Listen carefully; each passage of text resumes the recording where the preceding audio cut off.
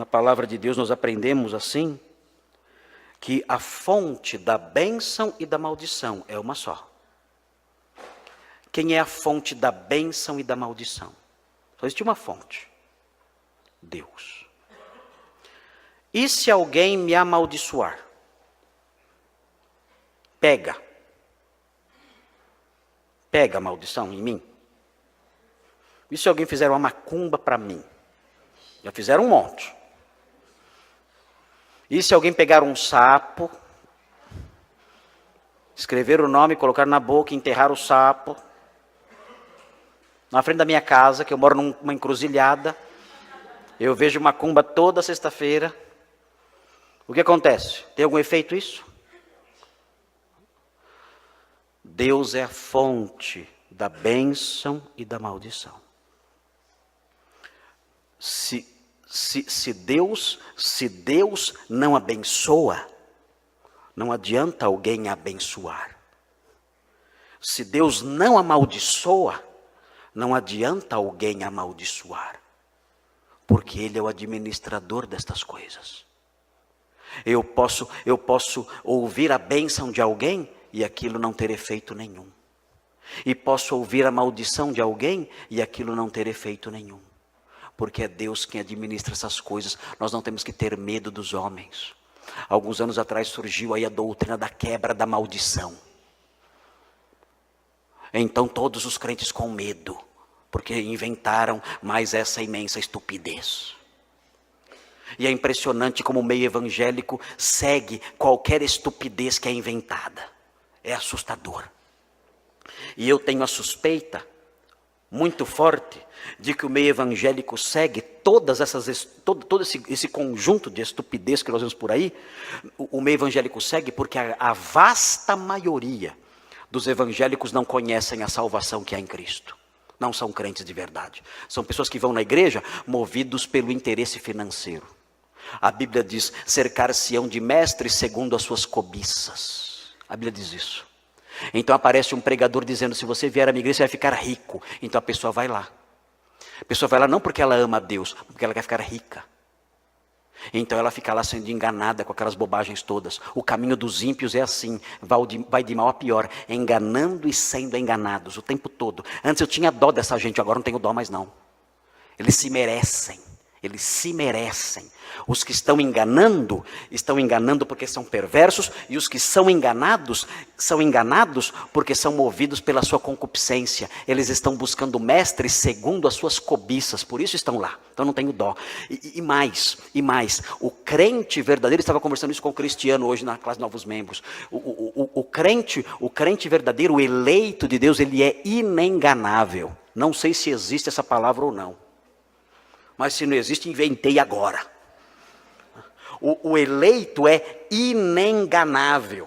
Ele é enganável enquanto não crê no Evangelho, enquanto não é salvo.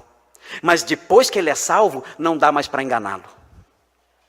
Ele é enganado enquanto não conhece a salvação que há em Cristo. E ele vai nessas igrejas. E ele busca ali a prosperidade.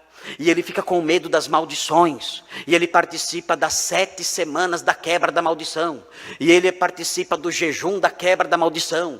E ele participa da fogueira santa que queima a maldição. E assim vai. E vai na igreja da bola de neve. E vai na bola de fogo para queimar a maldição da bola. É um fuar total. É um caos. É uma máquina. É uma máquina de mentiras o tempo todo, maquinando, produzindo lorotas, mentiras o tempo todo. E aquela multidão estúpida, acreditando em tudo, em qualquer coisa.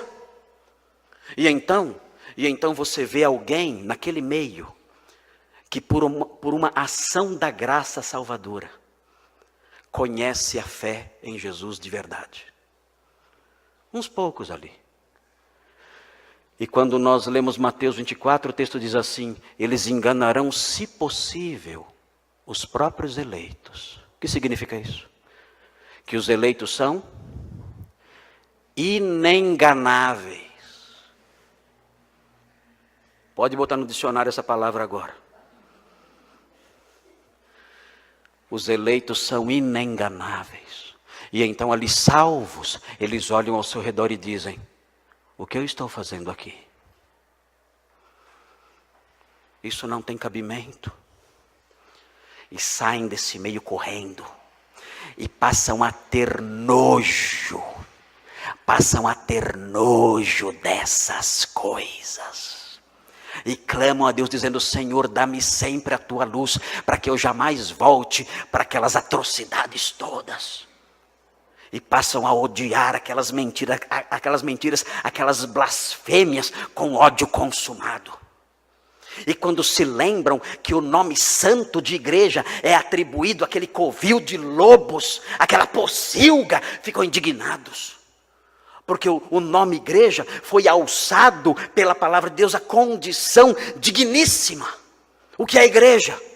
É a comunidade dos santos, dos eleitos de Deus. É o povo lavado e redimido. E alguém pega esse título santo, sagrado, e coloca num chiqueiro, aviltando esse nome. E as pessoas que passaram por isso, então, sentem nojo dessas coisas. Mas o meio evangélico continua se produzindo. Por quê?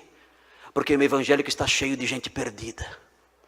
E acreditam em coisas como essa, quebra de maldição. E vão lá. E se sujeitam a esses rituais tolos, essas mentiras que qualquer pessoa com 3 neurônios saberia que é mentira. E acreditam nisso. E seguem essas coisas. A palavra de Deus mostra: Deus é a fonte da bênção e da maldição. Quando Balaque contratou Balaão para amaldiçoar Israel, ele pagou. Balaão era um profeta do Senhor. Eu pago para você amaldiçoar Israel. Vocês lembram o que aconteceu? Vejam no livro de Números. Números 23.